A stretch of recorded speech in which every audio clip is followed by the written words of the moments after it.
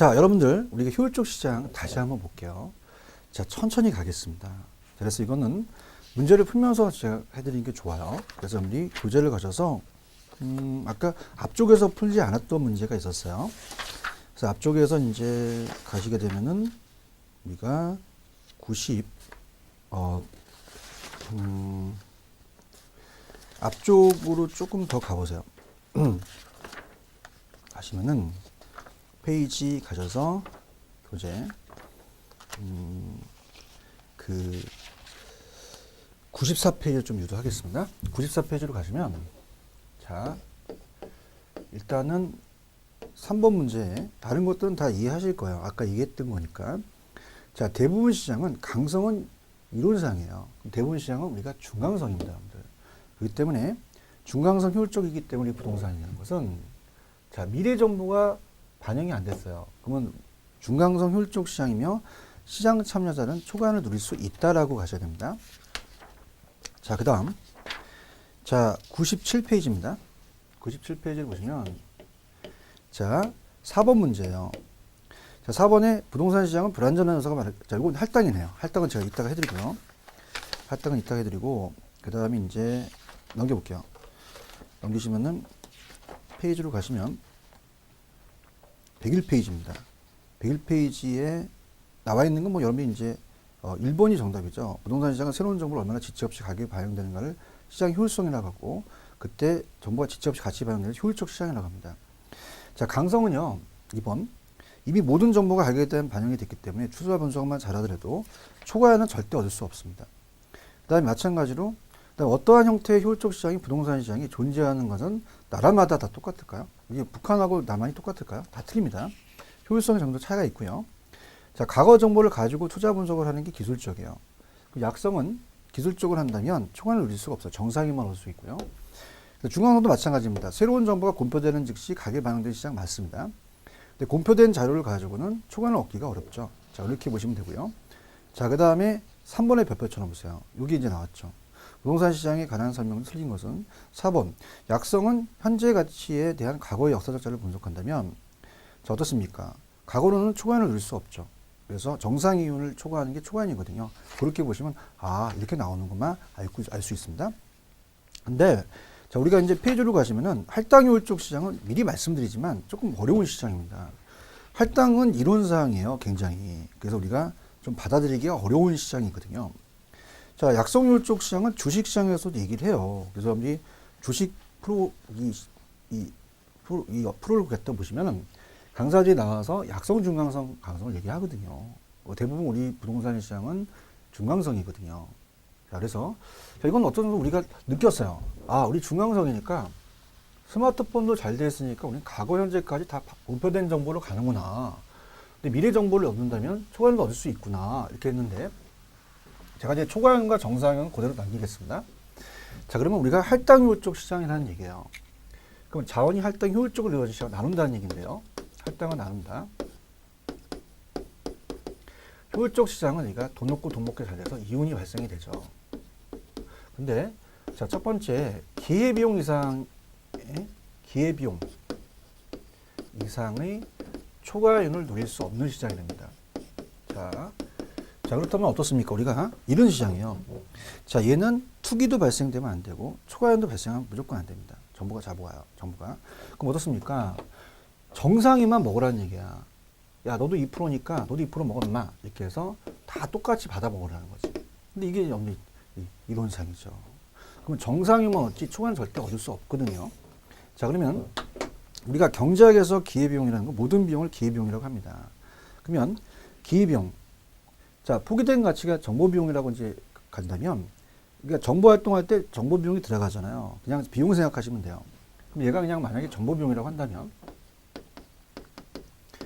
정보비용이 100원 들어갔어요. 근데 똑같아요. 초과이익이. 그러면 들어간 것만큼 먹은 거는 결론적으로는 얻지 못한다는 거죠. 자, 그러면 자 궁극적으로 궁극적은 결과적이죠. 초과이익은 얻을 수 없지만 정상이익만 획득합니다. 정상이익만 획득하는 시장이다. 이렇게 잡으셔야 돼요. 그죠? 그래서 그런 식으로. 정상은 얻을 수 있는데 초과는 얻을 수 없다. 투기 나타나지 않고요. 자, 그래서 이렇게 봐봐요. 어차피 이제 계산 문제가 나오는데 정보 가치라는 계산 문제가 나옵니다, 여러분들. 그렇지만 자체적으로 이 계산 문제가 나오기 때문에 여러분이 좀 어렵지만은 어차피 제가 이 강의로 전체적인 강의를 해드리잖아요. 그래서 이 계산 문제가 투자론에서 화폐의 시장 가치를 알아야 되거든요. 그래서 제 강의를 반복적으로 들으시고 화폐 시장 가치 투자해서 배우신 다음에 이렇게 와서 보시면 돼요. 자, 그래서 처음에 들으시면 좀 어렵기 때문에 제가 아까 분명히 말씀드렸고요. 자, 할당율적 시장입니다. 할당율적은 어느 누구도 자, 기회비용보다 싼 값으로 정보를 획득할 수 없어요. 모든 게 다 기회비용이, 정보비용이 100원입니다. 다 똑같이 100원 얻었어. 그러면 기회비용보다 싼 값으로 정보를 획득할 수 없는 시장이에요. 그럼 할당은 정보가치와 정보비용이 동일한 정보를 이용한 초과인을 획득할 수가 없다라는 건 뭐냐면요. 자, 정보가치와 정보비용의 용어를 아셔야 돼요. 자, 이게 키입니다. 만약에 칠판 두 개가 가격이 1,000원인데 누가 500원 싼 데를 가르쳐줘요. 그럼 여러분들은 정보가치가 500원이 들어갑니다. 정보가치가. 근데 그거를 여러분들이 공짜로 달라고 하겠어요?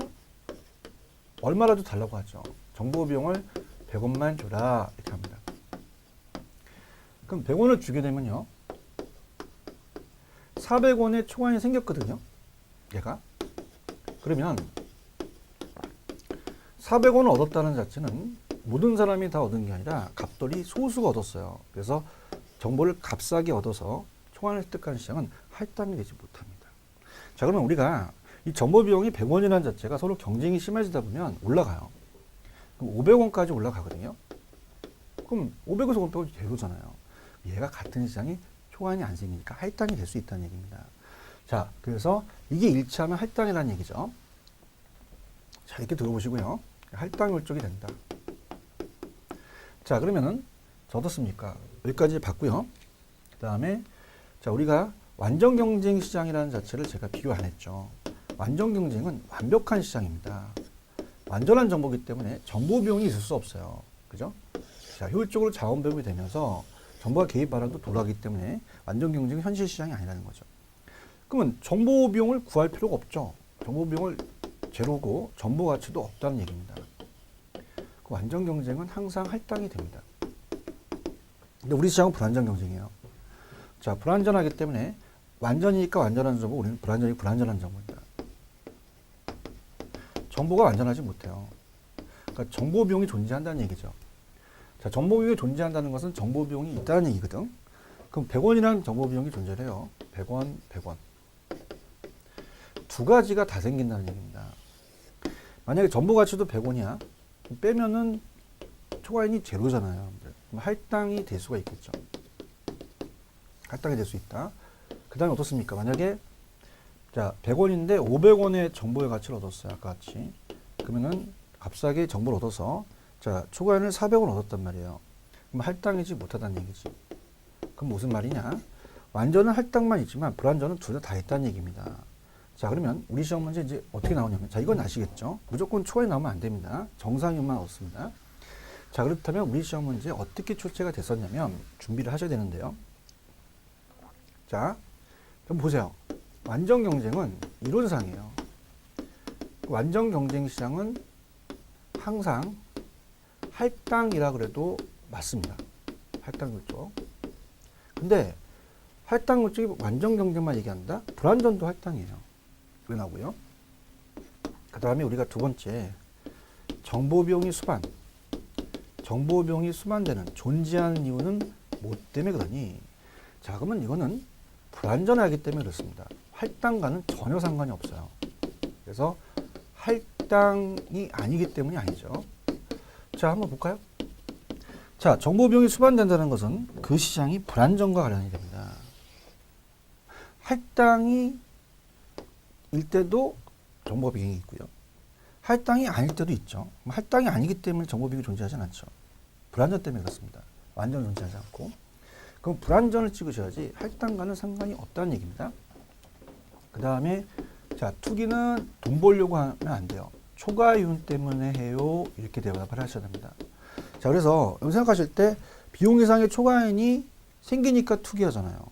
자, 쓸 만큼만 얻는다면 할 필요가 없죠. 궁극적으로 얻는 게 없어요. 불완전 때문이 아니라 할당이지 못하기 때문이죠. 그럼 투기는 왜 해요? 초과이는 왜 나와요? 할당이지 못하기 때문입니다. 불완전과는 전혀 상관이 없죠.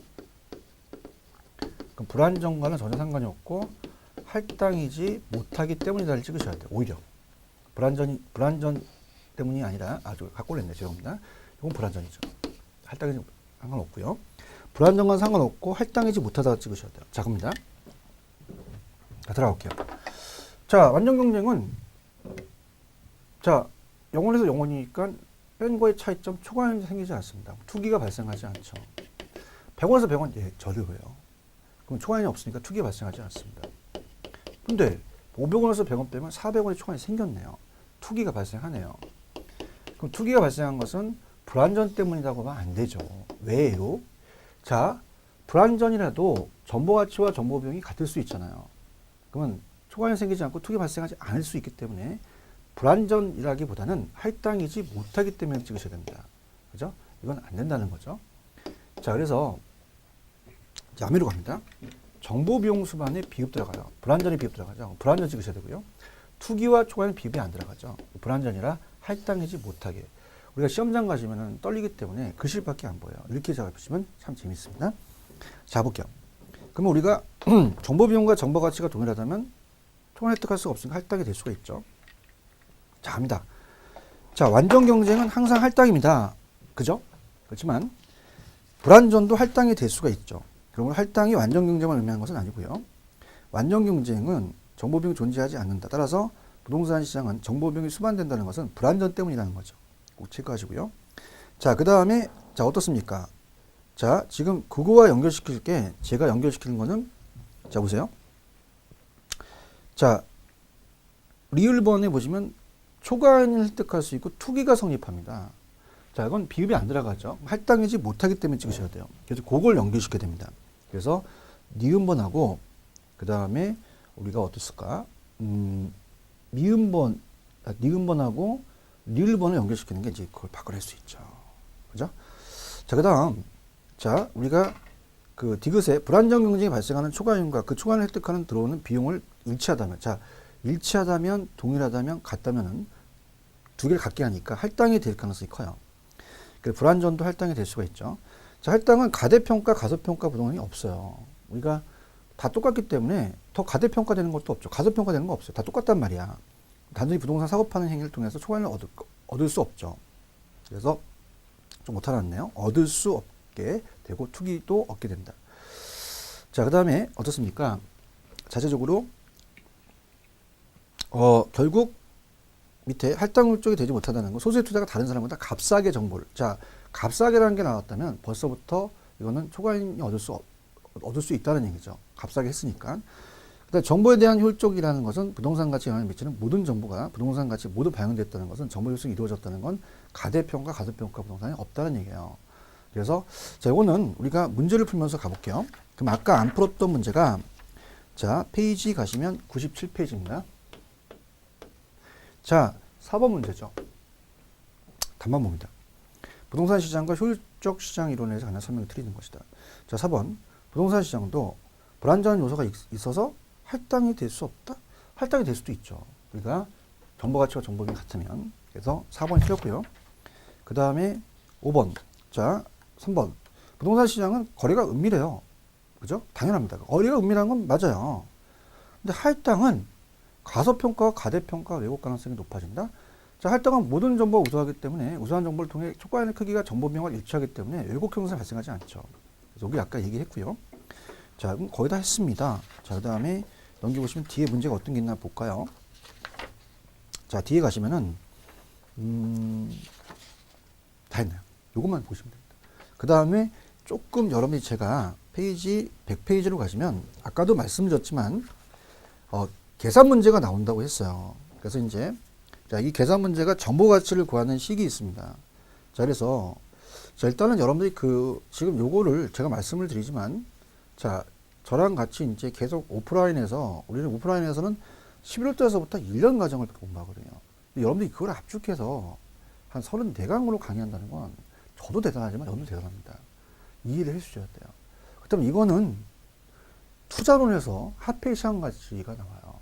그래서 그 화폐시장 가치에 나오는 거를 들으시고 일로 오셔야 됩니다. 그래서 자, 이건 그 화폐시장 가치에 대한 걸 안다는 전제에서 가니까 여러분들 이해해 주시고 저랑 따라오시기 바랍니다. 자, 그럼 부동산의 가치와 정보의 비용이에요.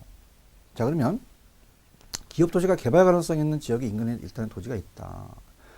그러면 가능성이 있고 안 생길 수 있어. 그러면 토지 가격이 기업 도시가 생기면 6천, 안 생기면 4천. 자, 확률이라는 게 있는 거예요. 생기면 40%면 개발 가능성이, 없으면 60%예요.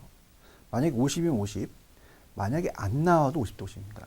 그러면서 요구 수익률이 20%가 여기 투자론에서 할인율을 얘기를 해요. 아직 투자론 공부하세요. 자, 그 다음에 개발 정보의 실현 여부에 의해 발생하는 가격 차이에 반영하였다. 그럼 첫 번째 1번은 우리가 공인중개사법에서 나왔던 문제예요. 학교론 문제가 아니라. 균형 가치 판정. 매도자가 팔 수도 있고 매도자 살 수 있는 거면 얼마냐. 자, 그럼 갑니다. 자, 이렇게 갑니다.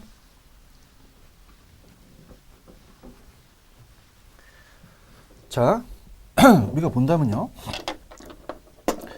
자, 지금 토지가 있습니다. 토지가 있어서 자, 매도자가 매수자한테 넘기려고 그래요. 넘기는 건 1년 후가 아니라 지금이거든요. 그럼 토지의 현재 가치를 구하라는 얘기예요. 토지 현재 가치는 1년 있다는 것을 화폐시장 가치로 미래 가치, 현재 가치 땡기는 걸 투자론에서 배워 오셔야 됩니다. 자, 그러면 자, 이 경우는 자, 정보가 불확실한 경우라는 거거든요. 생길지 안 생길지 모르겠다는 거야. 그럼 1년 후라는 건 어떻게 돼요? 한번 생각해 보세요. 1년 후는 미래거든요. 그러면 우리가 확실히 생기면 6천이었죠. 6천만 원. 플러스. 자, 우리가 확률로 할게요.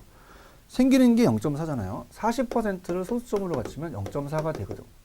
플러스. 어떻게 됩니까? 안 생기면은 4천만 원이 됩니다. 그럼 60%니까 0.6이 되겠죠. 그러면 64, 24, 64, 24 둘 다 2,400만 원이 나오거든요. 그러면 4,800만 원이 될 겁니다. 근데 이건 1년 후야. 나중에 투자론에서 꼭 배우고 오세요. 그래서 그 1년 후에 일시불을 땡기는 게 일시불의 현재 가치가 1 플러스 R의 N승으로 땡겨요. 1년이 1승이고 이 할인율이 요구수익률입니다. 그래서 요구수익률이 20%니까 우리가 0.2가 돼서 1.2가 되는 거죠.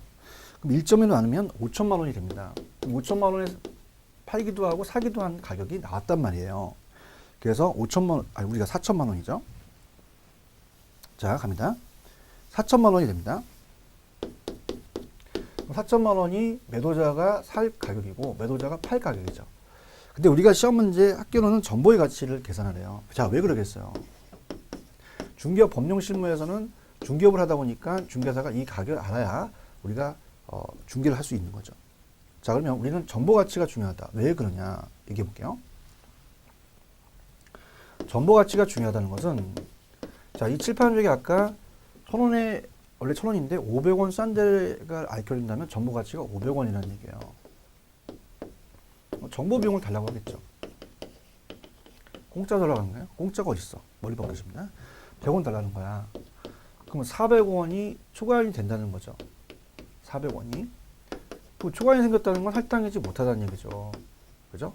그러면 우리가 물론 400원이 할당이 되지 못해서 시장을 패배시켰지만 그 소수의 투자자가 값싸게 얻었기 때문에 자, 이거는 이윤을 얻은 거예요. 근데 어떤 사람이 와서 여러분한테 뭐 이걸 700원 달래. 마이너스 나게 안 주겠죠. 우리가 정보 가치를 알아야 된다는 얘기예요. 그럼 정보 가치는 어떻게 구해요? 정보의 가치는 자, 거기 식이 있어요. 자, 우리가 확실하게 생기는 거에 대한 현재 가치에서 불확실한 생기는 거에 대한 것을 본다면 그 차이가 나한테 가치라는 얘기죠. 그럼 우리가 정보가 확실성하에 자, 현재 가치를 땡깁니다. 확실한 경우에 현재 가치를 땡기고요. 그 다음에 정보가 불확실. 정보가 불확실한 경우 현재 가치를 땡기는 거죠. 지금 아까 우리가 요게 불확실한 거예요. 아직 모르니까. 그래서 매도자 매수 간에 아까 현재 가치 있었잖아. 그게 바로 불확실성입니다. 그래서 이거 4천만 원을 구했잖아요. 근데 확실히 들어선다는 것은 안 들어서는 것이 0이고 얘가 100이에요. 그럼 1이죠. 그럼 6천만 원에서 나누라는 얘기지. 그럼 6천만 원에서 1.1로 나누게 되면 5천만 원이 됩니다. 그럼 이제 정보 가치가 1,000만 원이 돼 보니까 우리가 어떻습니까? 이 자체를 가지고 정보 비용을 살 수가 있는 거죠. 자, 그럼 이렇게 해서 계산 꼭 해주시고요. 자, 넘겨봅니다. 그러면 이제 결과가 기업이 확실하게 들어설 때 대상 토지의 현재 가치는 5천이었고요. 정보 가치는 1,000만 원입니다. 만약 1,000보다 적은 돈으로 그 정보를 획득했다면 초과이 발생하니까 시장을 패배시켰다고 얘기를 해요. 자, 그럼 어떻습니까? 만약에 1,000만 원인데 자, 500만 원으로 정보를 얻었으면 500만 원이니까 그걸 시장을 패배시켰고 할당하지 못합니다. 근데 정보 비용의 계산에서는 할당률 쪽 시장에 나면 정보 가치와 정보 비용이 같아진다는 얘기죠. 그럼 할당이 된다는 얘기예요. 그러면은 자, 투자가 시장을 패배시킨 것은 정보가 일부 사람한테 비공개적으로 독점되었기 때문에 그렇죠. 모든 투자가 공개돼서 정보 시장이 상호 경쟁적이면 할당률 쪽 시장은 우수한 정보란 존재할 수 없고 우수한 정보가 있다면 많은 사람이 서로 경쟁에서 살려고 해요. 그럼 얘가 올라가거든. 올라가다가 같을 때 멈춰버려요. 그러면 정보 가치와 정보 비용이 같으니까 당연히 할당이 된다는 겁니다. 그래서 우리가 시험 문제에 아직 안 나왔지만 자, 정보 시장이 상호 경쟁적이고 할당이라면 정보 가치와 정보 비용이 같기 때문에 정보 비용을 계산하는 식은 없잖아요. 같으니까 정보 비용은 1,000만 원이다. 그렇게 가져가시면 됩니다. 자, 기출체크에 대한 건 문제를 한번 풀어보세요. 이렇게 해서 마치도록 하고요. 그 다음에 부동산 입지 파트로 가도록 하겠습니다. 입지도 이제 계산 문제가 있긴 해요. 그래서 천천히 우리가 입지 파트로 또 재밌게 이제 우리가 들어가 보겠는데요. 페이지는 103페이지입니다. 그래서 부동산 입지 파트 103페이지로 가시면 부동산 입지 파트는 제가 입지 파트에 박사 논문을 썼는데 자, 입지 파트는 거의 출제 빈도가 낮아요. 그래서 한 문제나 두 문제인데 한 문제가량밖에 안 나오는데 내용이 어마어마하게 많습니다. 계산 문제도 나와요. 짜증난다는 얘기죠. 그래서 어차피 해야 되니까 제가 시험에 나왔던 부분만 말씀을 드리면 일단 우리가 산업이라는 자체는 1차 산업, 농업, 2차 산업, 공업, 3차 산업이 서비스업입니다. 상업지. 자, 주거지는 우리가 이 입지론이 19세기와 20세기론이고 지금 21세기이기 때문에 현실과 부합하지 않아요. 그 때문에 출제 빈도가 낮죠.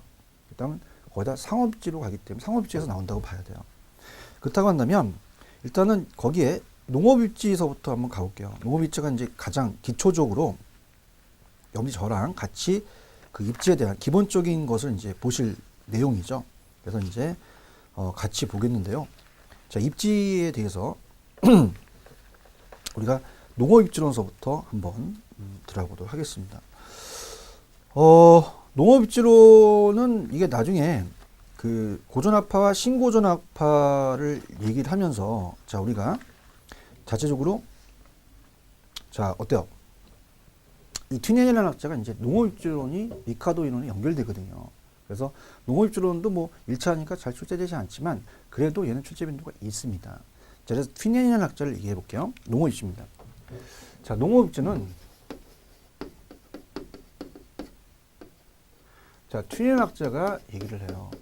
그래서 나중에 이제 토지 이용 집약도라는 이용 파트에서 여러분이 집약적 토지용과 조망적 토지용이라는 게 있어요. 자, 이것도 이제 나중에 제 강의를 토지 이용, 부동산 이용 파트에서 듣고 오셔야 됩니다. 그럼 땅은 한정된 상태에서 토지에다가 지가가 높아요, 안쪽은. 그러니까 이 노동과 자본을 많이 투입시키면 집약적 토지용이에요. 도시 같은 경우는 건물이 고층화되는 걸 집약적이라고 하거든요. 외곽은 조망적이죠. 이 노동과 자본을 투입 작게 해요. 그럼 집약적인 토지 이용이 더 지가가 높습니다. 자, 얘가 지가가 낮죠.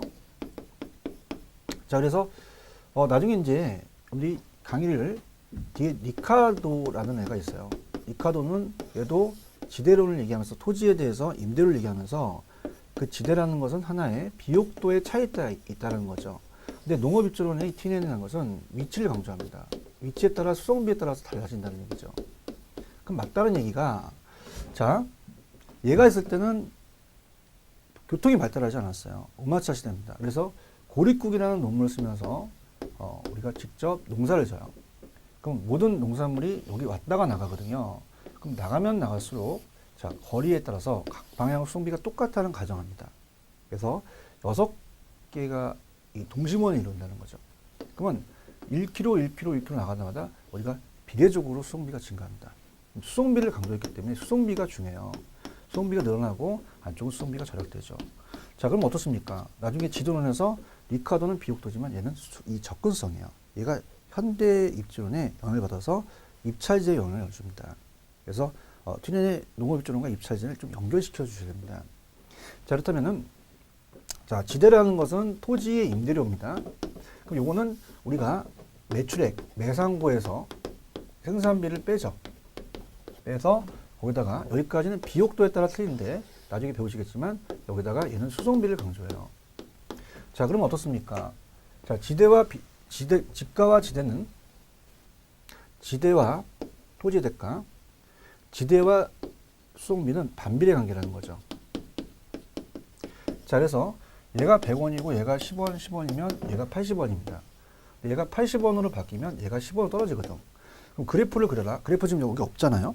없죠. 그래서 입찰대 곡선이라는 자체도 우리가 연결시켜서 이제 보면서 그래프를 좀 그려도록 할게요. 자, 그래서 자, 들어갑니다. 자, 지대론이라는 자체가 그래프를 그린다면 자, 여기가 지대고요. 자, 여기가 중심지역부터 외곽입니다. 중심지 외곽. 그래서 그래프는 제가 책이 없지만 내용들을 보여드릴게요. 그럼 안쪽은 지대가 높고 외곽은 지대가 낮습니다.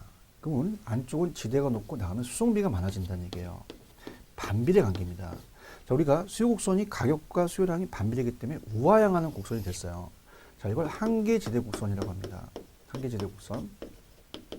추가적으로 나가면서 지대 곡선이 바뀐다는 거죠. 점점 떨어지겠죠. 근데 이제 집약적인 농업과 조방적인 농업이 틀립니다. 집약적이 더 안쪽에 있다는 얘기예요. 집약과 조방은 나중에 토지 이용해서 또 갖고 오십시오. 자, 조방이라는 자체는 이렇게 완만합니다. 그럼 집약이 더 가파르다는 건 중심지 안쪽에 있다는 거예요. 그래서 얘가 나중에 지대를 해서 입지교차 지대설이라고 그래요. 자, 그래서 자, 이걸 일단 제가 잠깐 보여드릴 거예요. 흔적을 남길 겁니다. 입지교차 지대설이라는 자체는 자, 위치 지대설이라고 얘기하거든요. 수송비에 따라 틀리다는 얘기죠. 그래서 이렇게 띠를 형성하면서 안쪽은 집약적, 바깥은 조방적이라는 얘기예요. 자, 그러면은 자, 제일 중요한 건 수송비고요. 지대와 수송비는 반비례고요. 그 다음에 어떻습니까? 집약이 안쪽, 조방이 외곽에 있다는 거죠. 지대 곡선이 농업에 따라서, 산업에 따라 다 틀리다는 얘기입니다. 자, 그럼 핵심 포인트.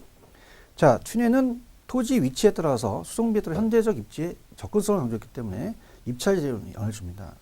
그래서 지대와 수송비는 서로 역비례가 반비례 관계라는 거예요. 수송비 절약이 곧 지대다. 지대는 매상고에서 생산비, 수송비를 빼죠. 그 토지의 가치와 토지형 집약도는 중심지에 가까울수록 증가하고, 그러므로 시장과의 거리가 가까울수록 지역일수록 집약적 농업이죠. 그럼 작물 경제활동에 따라 한계지대 곡선은 달라지는 게 달라집니다. 집약적인 생산 방식의 한계지대 곡선이 급하고 도심에 있으니까, 그 다음에 어때요? 집약도가 낮은 것은 조금 지역일수이 완만하죠. 그래서 우리가 이 5번에 가시면 그냥 동시원적 형태다라는 것만 체크. 농산물 가격 생산비 수송비 인간 형태와는 변화는 지대를 변화시킵니다. 자, 이걸 여러분들이 조금만 힘드셔도 이 이론을 제가 연결시켜 드릴게요. 자, 들어갑니다, 여러분들. 들어가게 되면 조금 힘들더라도 제가 페이지를 적어 놓을 테니까 흔적을 남기고 오겠습니다. 넘겨보시면은 지대론이에요. 그래서 잠깐 입지 파트가 여러분들이 조금 출제 빈도는 나는데 굉장히 내용이 많거든요. 그래서 좀 짜증나는 부분입니다. 그래서 일단은 여러분들이 우리가 123페이지로 한번 가볼게요. 자, 123페이지 가시면 지대이론이라는 게 있거든요. 지대론. 그래서 거기 이제 도시지대 결정이 있는데 그 전에 우리가 페이지 122페이지로 가시면 그 농경지 지대론이라는 게 있어요. 그래서 우리가 이 리카도하고 마르크스, 파레토, 마샬, 준지대라는 게 있거든요. 자, 그래서 우리가 여러분이 조금 힘드시지만 123페이지로 한번 가봅니다. 123페이지. 이건 제가 나중에 안 해드릴 거예요. 자, 우리가 미리 예습을 하겠지만 123페이지 가시면 리카도는 차액처리 비옥도를 강조합니다. 1807년에 그 내용은 나중에 보고요. 튜넨은 위치대설, 입지교차 지대설이 위치대설이에요. 1826년이죠. 그래서 거리에 따라 수송비 차이가 발생한다. 수송비 차이, 지대 차이 가져온다. 자, 지금 매상고라는 것은 자, 우리가 단위당 가격이에요. 우리가 수확액, 수확량을 가지고 우리가 배다, 사과다, 이런 것들, 사과다, 배다 이런 것들, 그런 과일 같은 거라도 단위당 가격이겠죠. 생산비에서 수송비 뺍니다. 근데 요게 단위당 교통비를 거리로 곱한 거죠. 비례해서 증가합니다. 그 다음 리카도는 아직 안 배웠지만 비옥도지만 얘는 티넨의 위치에 따라서 거리의 차이에서 지대가 발생한다는 얘기죠. 농산물의 가격 지대를 결정하면 한 개지에도 지대가 발생하지 않는다. 이건 나중에 이제 설명하겠는데 얘는 고전압파예요. 그러다 보니까 지대를 잉여를 보고 나중에 연결시키게 되면 자, 얘는 또 멀리 나가게 되면 어떻습니까? 자체적으로 얘가 100원이고 얘가 10원인데 90원이에요. 너무 멀리 나갔어. 그럼 지대가 제로인 것을 한계지라고 하거든요. 한계지는 지대가 발생하지 않는다라는 것만 좀 알아두시기 바랍니다. 자, 그래서 이렇게 해서 나중에 여러분들 이건 체크 안 합니다. 배우셨죠? 그리고 끝날 거예요. 그 다음에 잠깐 보여드린다면 우리가 고 이론 다음에 이제 도시지대 이론이라는 게 있거든요. 그래서 우리가 도시지대 이론이 여러분들 이제 뒤에 페이지를 보시면 예습입니다. 페이지 128페이지로 한번 가보세요. 자, 128페이지 가시면 자, 아까 동심원이 6개 띄죠. 그러면 그것이 버제스의 동심원 이론을 영향을 줍니다. 그래서 이 튜넨이 버제스의 영향을 줘요. 그렇기 때문에 6개의 또 띠를 형성하게 5개의 띠를 형성하면서 버제스가 동심원을 준다. 이렇게 좀 체크해 보세요. 그래서 우리가 튜넨이 영향을 줬다라는 걸 제가 말씀 먼저 드릴 겁니다. 아, 그렇구나라고 해서 다시 나중에 그 강의를 할 거는 나중에 여러분들이 또 들으셔서 같이 오시면 되고요. 자, 그렇다면 이제 뭐 지대로는 입지에 대해서 우리가 농업 입지는 거의 된 것 같아요. 그렇다면 이제 입찰지대 이론입니다. 자, 그러면 자, 이 이론이 우리가 입찰지대 이론에 영향을 줘요. 티넨 이론이. 그래서 이건 좀 지워볼게요. 그러면 티넨에 대한 이론이 아까 그래프가 똑같은 입찰지대 이론의 알론소라는 학자한테 영향을 줍니다. 자, 그래서 입찰지대 이론이에요. 알론소죠. 그러면 아까 어때요? 얘가 영향을 줬기 때문에 지대는 순수익, 토지의 대가, 임대료라면 재화의 판매가 생산비, 운송비. 자, 도심에 가까워서 지대는 커진다. 똑같잖아요. 그러니까 도시에 영향을 줬다는 거죠. 그럼 도심 지역은 가까운 입지일수록 많은 지대를 얻을 수 있다. 그럼 자, 이건 그래프를 먼저 그릴게요. 자, 얘는 입찰지대 곡선을 얘기합니다. 그래서 먼저 필기하실 분 필기하십시오. 자, 입찰이라는 자체는 낙찰받기 위해서 가장 우리 경매를 하게 되면 큰 금액을 적어요. 그래서 얘는 그래프가 이렇게 됩니다. 자, 지대가 있고요. 자, 여기가 도심이에요. 이제 도시에 대한 영향을 주죠. 도시론이거든요. 도시지대. 도심과 외곽입니다. 똑같아요. 얘도 지대 곡선이 우하향하는 곡선이 된다는 얘기죠. 그러면서 산업에 따라 지대 곡선이 달라진다는 겁니다. 똑같이 아까 이론이.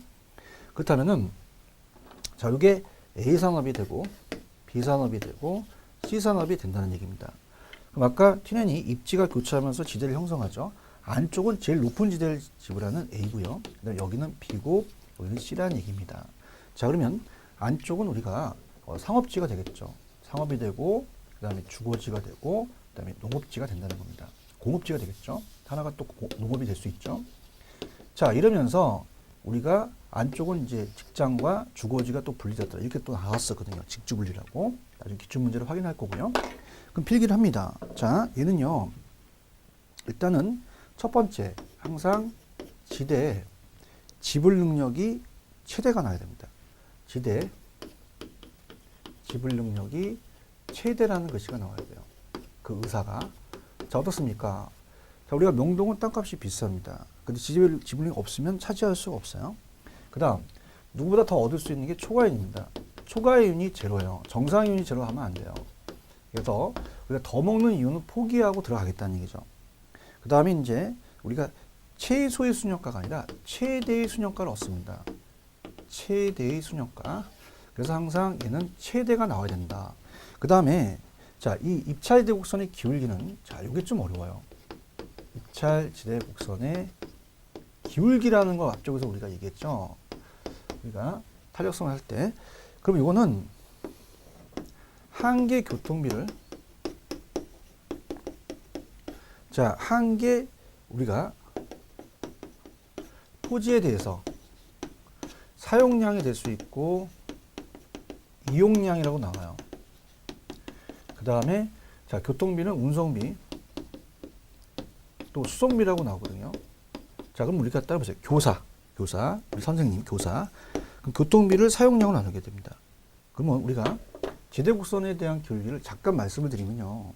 자, 이래서 그래요. 자, 보세요. 우리가 지대가 곡선이 이렇게 우하향하는 곡선이 되죠. 도심하고 외곽이. 그럼 기울기를 본다면, 자, 기울기는 서 있는 정도잖아요. 그래서 밑변분의 높이를 본다면 이쪽이 높이가 더 크고 이건 작아요. 자, 명동은 조금만 지나도 땅값이 떨어지는 집가락이 크지만 외곽은 작다는 얘기죠. 여기는 기울기가 크고요.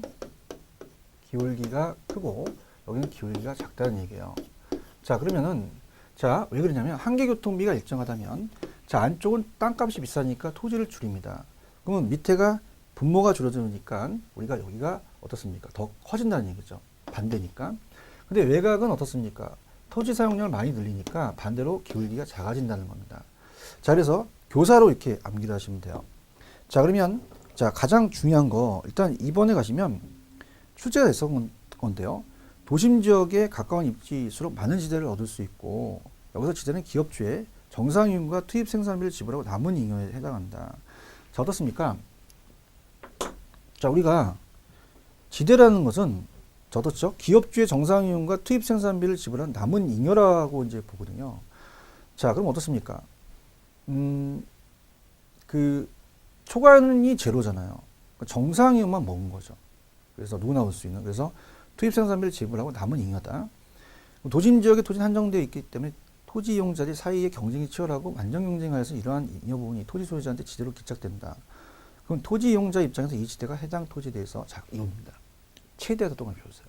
최소가 아닙니다. 최대 지불 용이액. 근데 여기서 입찰질한 단위 면적 토지에 대해서 토지 이용자가 지불한 최대 금액입니다. 최대가 나와야 돼요. 그 다음에 초과인이 제로죠. 그 다음에 한계지대 곡선은 자, 도심으로부터 한계 지점까지 각 지점의 토지를 경매에 붙인다면 가장 최고 가격을 반영해야 됩니다. 그 다음에 생산 요소 간의 대체가 일어날 경우는 입찰 곡선을 우하향은 원점을 향해서 우리가 볼록한데요. 자, 이거 생산 요소의 대체성이라는 것은 나중에 제가 그 생산 요소에 대해서 또 뒤에 나오거든요. 약간 좀 보류하고요. 자, 이건 얘기할게요. 우하향하는 원점을 향해서 볼록이라고 되어 있죠. 자, 그럼 이 지대곡선이 어떻게 돼요? 자, 갑니다. 그래서 우하향을 하면서 원점을 향해서 자, 제가 좀 배가 좀 나왔죠. 좀 이제 들어가려고 하는데 그럼 제 배가 원점을 향해서 볼록돼 있죠. 그래서 그런 식으로 암기를 하시면 돼요. 우하향한다. 그 다음에 제가 교사 이렇게 했어요. 그래서 입찰지구곡선 기울기는 단위당 한계 운송비를 토지 사용량 나누겠죠. 이걸 바꿔서 나왔었거든요. 그래서 그렇게 보시면 됩니다. 자, 그 다음에 자, 공업 입지로는 거의 출제가 되지 않는다라고 보셔야 됩니다. 그래서 공업 입지는 10년에 한 번씩 나왔었어요. 근데 그래도 제가 나왔던 부분만 넣어놨기 때문에 그냥 간단하게만 볼게요. 간단하게. 그래서 아마 이제 기출문제가 있을 텐데요. 기출문제를 우리가 그냥 봐서 그 포인트만 잡으려고 합니다. 그래서 이 공입지는 그렇게 출제 빈도가 높진 않아요. 근데 최근에 나왔던 거 하나만 좀 제가 이 110페이지만 체크를 할 테니까 제가 하라는 것만 하세요. 자, 공입지는 2차 산업입니다. 그래서 튀넨의 이론을 따와서 아, 튀넨아, 너 수송비 이거 굉장히 중요한 거구나. 나도 공장에다 쓸게. 그렇게 된 겁니다. 그래서 우리가 여기 이제 그 어때요? 자체적으로 공업입지론이라는 게 있죠. 배벌한 학자가 나와요. 공업입지론. 그러면 우리가 어떻습니까? 자, 공업입지에 대한 배벌한 학자는 최소 비용론을 주장합니다. 최소 비용론. 비용을 최소로 들이라는 거죠. 자, 그러면서 가장 강조한 게 수송비입니다. 이따 문제 풀 텐데 순서가 수송비를 줄여야 되고요. 그 다음에 노동비고, 그 다음에 자, 우리가 집정력이라고 나온 적도 있었어요. 집정력이라는 것은 모여 있다는 얘기예요. 자, 구로공단이나 창원공단 같은 건 연간 산업끼리 우리가 모여 있습니다. 자동차 만드는 공장이 우리가 타이어나 유리창 만드는 게 떨어져 있으면 안 돼요. 연관성 있게 모여서 우리가 이익을 창출하죠. 그러면 우리가 이따 기출 문제를 보지만 가장 강조한 건 뭐니? 가장 중요한 건 수송비다. 그 다음에 인건비다. 그 다음에 집정력이다. 자, 집정력, 집적 이익을 본다는 거죠. 그래서 집적 이익을 봤기 때문에 우리가 이거는 최소가 아니라 최대가 됩니다. 그럼 얘가 최소가 되고요. 얘가 최대가 된다는 거 그렇게 가져가시면 돼요. 자, 그러면은 자, 우리가 일단은 3대 인자가 수송비, 노동비, 집적이라고 한다면 분산도 있지만 자, 1번 밑줄 수송비와 노동비를 중시하고요. 특정적인 입지인자 집적 경쟁을 고려했는데 수송비와 인건비는 최소해야 돼요. 집적이익은 최대. 그래서 바로 문제 확인합니다. 자, 문제 확인해서 우리가 110페이지로 갈게요. 가시게 되면은 6번 문제죠. 4번으로 그냥 그려 가십시오.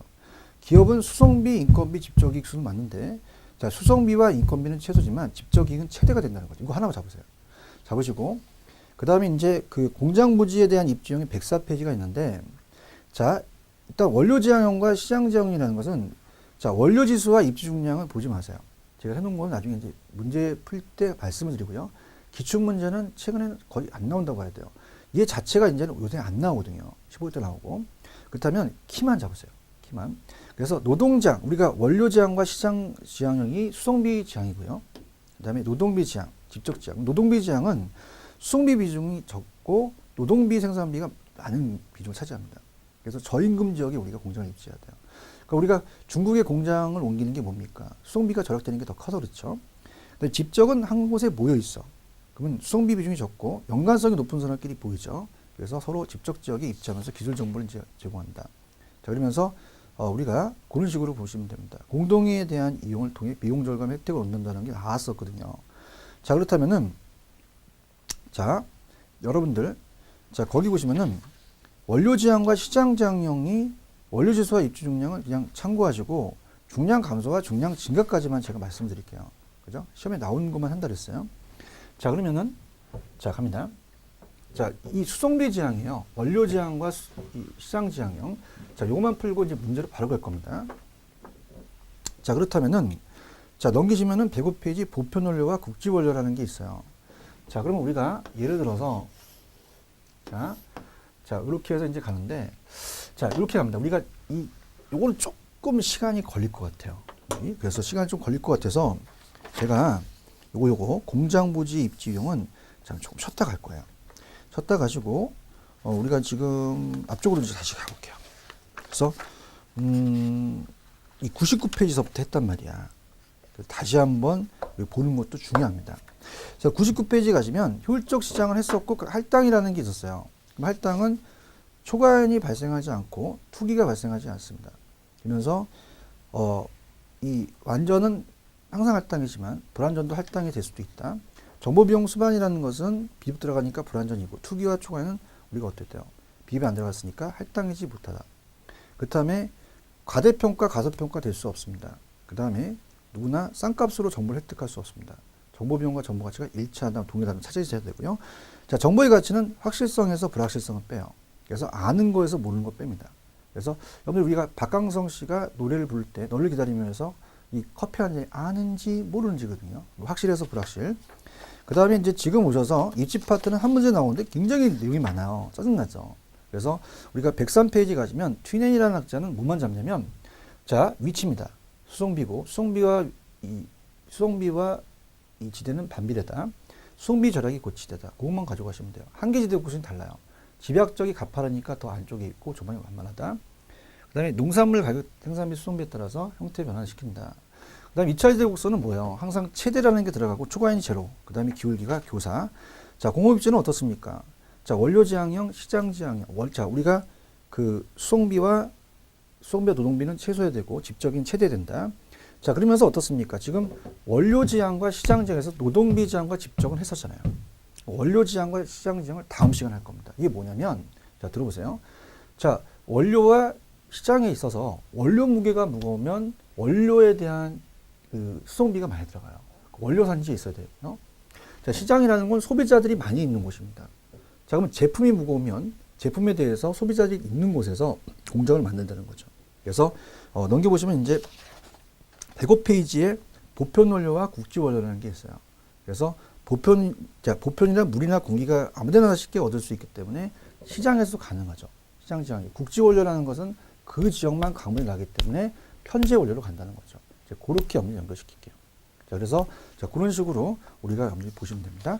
자, 그래서 그렇게 하시고 조금만 쉬었다가 우리가 이 원료 지향과 시장 지향으로 들어가도록 하겠습니다. 조금만 쉬었다 가시죠.